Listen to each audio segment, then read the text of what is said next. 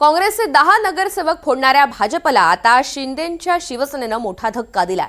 शिवसेना आता अजित पवार यांच्या राष्ट्रवादीसोबत सत्ता स्थापन करणार आहे। काँग्रेसच्या फुटीर नगरसेवकांसोबत सत्ता स्थापन करण्याचं स्वप्न पाहणाऱ्या भाजपला खासदार श्रीकांत शिंदे यांनी मोठा धक्का दिल्याची चर्चा आहे।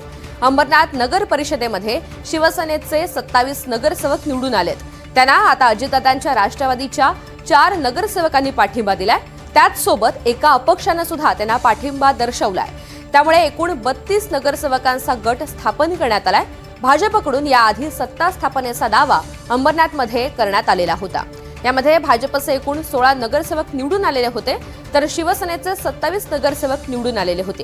कोणत्याही परिस्थितीमध्ये शिवसेनेला सत्तेपासून दूर ठेवण्यासाठी भाजपनं आधी काँग्रेससोबत आघाडी केली, मात्र वरिष्ठांकडून त्यावर नाराजी व्यक्त केल्यानंतर भाजपनं काँग्रेसचे 10 नगरसेवक फोडले। यानंतर अजित पवार यांच्या राष्ट्रवादीसोबत आघाडी करत सत्ता स्थापनेचा दावा सुद्धा केला।